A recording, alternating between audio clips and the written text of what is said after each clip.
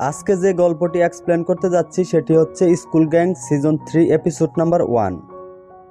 গল্পটা শুরু হয় ভিক্টোরিয়ান স্কুল অ্যান্ড কলেজের অ্যাসেম্বলি ক্লাসের মাধ্যমে। স্কুলের এক কর্মচারী প্রধান শিক্ষককে বলতে থাকে, অ্যাসেম্বলি ক্লাস তো শুরু হয়ে গেছে, আপনি যাবেন না স্যার? তবে সে দেখতে পায় তার স্যার অনেক চিন্তিত মনে বসে আছে। সে এগিয়ে গিয়ে জানতে চায় কি হয়েছে, তবে স্যার তখনও চুপ থাকে। তখন সে বলে, আসলেই কি নাসিম মির্জার মেয়েরা আমাদের স্কুলে ভর্তি হচ্ছে? তখন সিন ফ্ল্যাশব্যাকে চলে যায় আর দেখা যায় জামিল নামে এক লোক প্রধান শিক্ষককে বলতেছে, আমাদের মেয়েরা আপনাদের স্কুলে ভর্তি হবে। আমাদের মেয়েরা কিন্তু সবসময় একটু স্পেশাল সুবিধা পায়। তবে প্রধান শিক্ষকের কথা হলো সবার জন্য সুযোগ সুবিধা সমান। তখন ওই স্কুলেরই একজন শিক্ষক বলে, মির্জা পরিবারের সাথে বাড়াবাড়ি না করাই ভালো স্যার। সিন প্রেজেন্টে চলে আসে। মূলত এসবের জন্যই স্যারের মনটা ভীষণভাবে বিপর্যস্ত। তারপরের সিনে দেখতে পাই অ্যাসেম্বলি ক্লাসে স্যার ঘুরে ঘুরে সবাইকে দেখতেছে, আর কোনো সমস্যা দেখলেই প্রশ্ন করতে থাকে। যদি কোনো ভুল পায় তাহলে তাকে সামনে পাঠিয়ে দেয়। পরে গিয়ে ধরে শোয়েব শান্তকে। ও স্যারের উদ্দেশ্যে বলতে থাকে, স্যার সব ঠিক আছে না? স্যার বলে হ্যাঁ, তবে ওর জুতা যে ঠিক ছিল না সেটা স্যার খেয়াল করে আর ওকেও সামনে পাঠিয়ে দেয়। তারপরের সিনে দেখানো হয় রাফসানকে।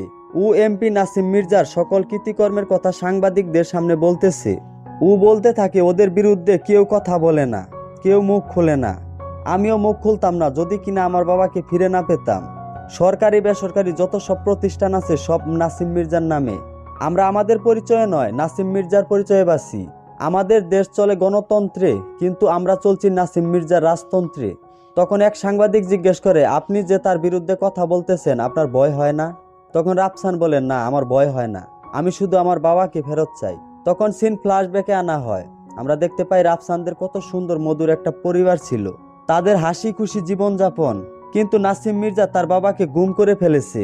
রাফসান এখনো জানে না তার বাবা বেঁচে আছে নাকি মারা গেছে। তখন একজন সাংবাদিক রাফসানকে প্রশ্ন করে, আপনার বোন ভিক্টোরিয়ান স্কুল অ্যান্ড কলেজে পড়ে না? তারপরের সিন দেখানো হয় ভিক্টোরিয়ান স্কুল অ্যান্ড কলেজে। এটা হলো রাফসানের বোন অনন্যা। শোয়েব শান্ত ও তার সহপাঠীদের সবার সামনে কান ধরিয়ে দাঁড় করে রেখেছে স্যার। স্যার এসে সবাইকে শাসাতে থাকে। এদিকে হেড স্যার খুবই চিন্তিত। ঠিক তখনই কর্মচারীর মুখে শুনতে পারি, মির্জাবাড়ির মেয়েরা ইংলিশ মিডিয়াম থেকে টিসি খেয়ে এই স্কুলে আসতেছে। স্কুলটা নষ্ট করে ফেলবে, ওদেরকে ভর্তি করাটা ঠিক হয়নি মনে হয়। হেড স্যারের উত্তর, না করে আর উপায় কি? এই স্কুলের প্রতিষ্ঠাতা হলেন মির্জা পরিবার। নাসিম মির্জা হলো নির্বাচিত এমপি এবং স্কুল কমিটির সভাপতি। কর্মচারী বলে ওঠে, শুনলাম আজকে নাকি ওরা স্কুলে আসতেছে। তারপরের সিনে আমরা দেখতে পাই নাসিম মির্জা জরুরি কোনো মিটিংয়ে ব্যস্ত আছে সবার সাথে। জিসান ইমার্জেন্সি ভাবে নাসিম মির্জাকে কল করে জানায়, আপামনি তো হেলিকপ্টার ভাড়া করে স্কুলে যাইতেছে। এদিকে আমরা দেখতে পাই হেডমাস্টার সবসময় তার নিয়ম নীতি এবং আদর্শকে ধরে রাখতে অটুট থাকবে। রাফসান হেলিকপ্টারের শব্দ পেয়েই বাসায় কল দিয়ে জানতে চায় ওর বোন কি স্কুলে গিয়েছে কিনা।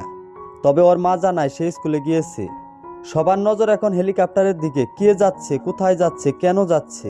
এদিকে স্কুলের সবাই জাতীয় পতাকার সম্মান প্রদর্শন করতেছে। এমন সময় সবাই আওয়াজ পায় আর একে একে সবার চোখ যায় আকাশের দিকে।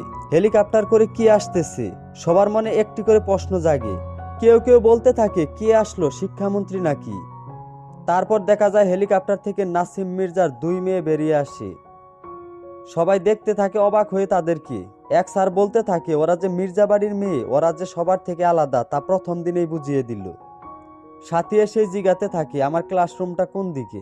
রুমটা দেখিয়ে দেওয়া হয় আর সেদিকে যেতে যাবে ঠিক তখনই ম্যাম বলে ওঠে, কেউ অ্যাসেম্বলি ক্লাস অংশগ্রহণ না করে সরাসরি ক্লাসে যেতে পারবে না। আর ওদের তো ড্রেসও নাই, ওরা ক্লাস করবে কিভাবে? তখন এক স্যার বলে, ওরা তো আজকে প্রথম এসেছে, পরে থেকে ড্রেস পরে আসবে।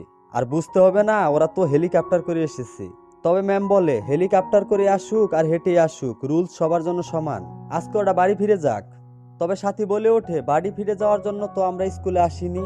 ম্যামের সাথে অস্বাভাবিক আচরণ করতে থাকে ওরা। তারপর ওরা ক্লাসরুমে চলে যায়। সবাই ওদের দিকে অবাক দৃষ্টিতে তাকিয়ে থাকে।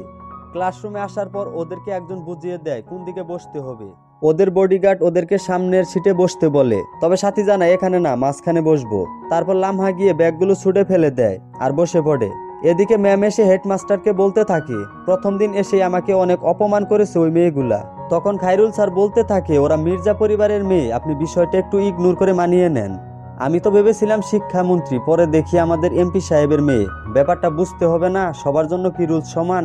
হেড স্যার বলে, খায়রুল সাহেব আপনি ভুল বলছেন, সবার জন্য রুলস সমান। তারপরে সিন দেখানো হয় ক্লাসরুমে। মির্জাবাড়ি মেয়েদের শোয়েব শান্ত লাইন মারতে চাইতেছে। লামহা তার আপুকে বলে, আমরা এরকম মাঝখানে বসলাম কেন? তখন ওর আপু বলে, শত্রুদের মাঝখানে বসতে ভালো লাগে তাই। লামহা বলে ওঠে, ছেলেরা আমাদের শত্রু হলো কিভাবে? শোয়েব শান্ত মিরাজকে ডেকে বলে, প্রেম করবি নাকি? তবে মিরাজ এক কথায় উত্তর দিয়ে বলে, ওরা প্রেম করার মতো মেয়ে নয়। লামহা যার ব্যাগ ফেলে তার সিটে বসেছিল ওই মেয়েটা ক্লাসরুমে আসে আর এদিক ওদিক ওর ব্যাগটা খুঁজতে থাকে, কিন্তু দেখে ব্যাগ পড়ে আছে ফ্লোরে। এদিকে শোয়েব শান্ত মিরাজকে বলতে থাকে, মামা আমার তো খুব পছন্দ হয়েছে, আমি তো ভাবছি প্রেম করে হেলিকপ্টারে ঘুরমু। মেয়েটি তার ব্যাগ তুলে আনে আর ওদেরকে এসে প্রশ্ন করে, তোমরা আমার ব্যাগ নিচে ফেলে দিয়েছো? সাথী উত্তরে বলে, হ্যাঁ। মেয়েটি বলতে থাকে, এখানে আমি আগে ব্যাগ রেখেছি, সো এটা আমার সিট, তুমি উঠো, এখানে আমি বসবো। তখন সাথী বলতে থাকে, এই স্কুল, এই সিটগুলো কি তোর বাপের? ওই মেয়ে বলে, বাপ তুলছো কেন? স্কুল কি তোমার বাপের? এটা শোনা মাত্রই সাথী রেগে গিয়ে মেয়েটিকে ধাক্কা মারে। এতে ক্লাসরুমের সবাই অবাক হয়ে যায়। সাথী গম্ভীর স্বরে উত্তর দেয়, স্কুলটা তো আমার বাপেরই। স্কুলটা মির্জা বাড়ির সম্পত্তি।